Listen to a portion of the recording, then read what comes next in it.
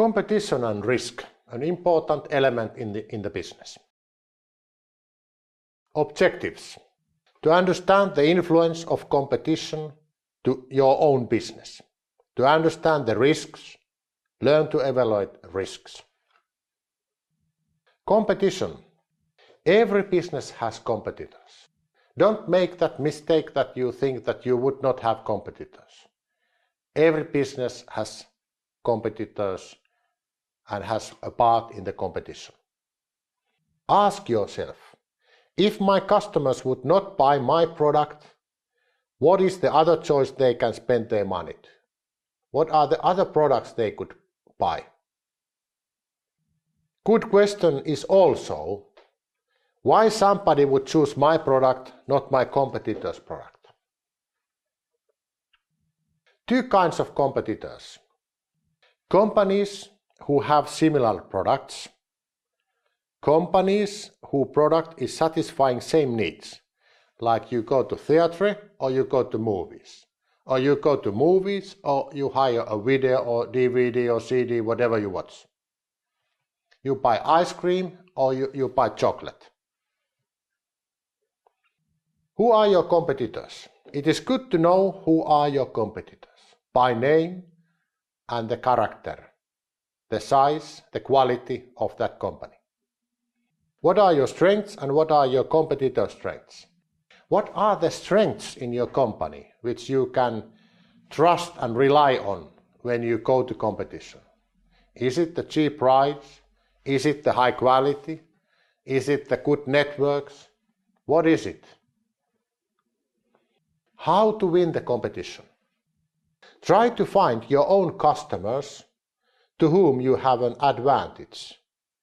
Something cheaper, something special, or something new. So you can try to find your own customer group and try to provide them something cheap, special, something new. Risks. There are risks caused by accident or sudden surprises, like a lightning hits, somebody falls down, a heavy rain happens, a flood comes, or somebody falls down from the stairs, or a car accident. Or it can be caused by market changes. The markets your company has changed. Your customers does not have money anymore like they used to have. Or their way of using their money is changed. Or something happens. A new law comes and it prohibits you to operate in the same way. Also risks can come through people. Somebody cheat you, one of your workers start their own company, whatever. How to manage the risk? 4 main points. Recognize. Recognize the risk in your business. Is it the business risk? The risk of injury? Personal risk? What are the risks? Try to recognize the risks. Second, estimate. Estimate the probability. What are the costs, money, and other negative outcomes? So if the risk happens, what does it mean? How much money does it mean? Or maybe some other bad influences. Thirdly, what could you do to avoid and minimize the risks? Marketing plan, occupational safety and health, proper locks in the door, etc. Just few to mention. Focus to avoid the big risks. Try to avoid the big risks. Fourthly, evaluate if you should have an insurance, if it's possible. Sometimes the risks are there. You cannot evaluate them. You cannot minimize them. So ask if and find out if it's possible to have an insurance. It might be a good option. If the worst happens, if the bad things happen, it is a good principle to take only the size of risks, that even if the worst possible happens, you can still continue your life with reasonable condition.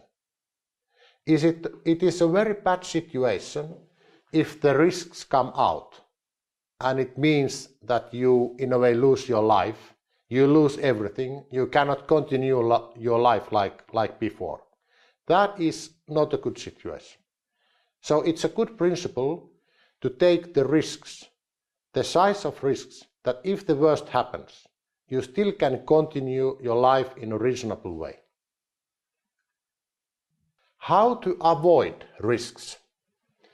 You can avoid risks by making fixed and good contracts, so you can change the risk to the other partner of the contract. For instance, if you buy a huge amount of stocks to you and you try to sell them, there is a big risk. But if you have a contract between a company that if someone orders a product from you, you can quickly have it from your supplier, and your supplier will have the stock, not you. Not going into high risk area. Is it an area in the city in the night time, or is it a business area? Try to avoid very high risk areas. Use insurances. If it's possible, if it's reasonable, it might be a good option to take an insurance. Using common sense. Fix a damaged machine. If you use electrical machines which is damaged and there's a risk it can fall down or cause some harm, fix it, don't use it. Don't go to areas with high risk. Work and operate in a good premises. It is said, if something looks that it's too good to be true, it is too good to be true. What I want to say is that if someone offers you too good offer, on an offer which seems to be so good that it's not even possible, probably it is too good to be true.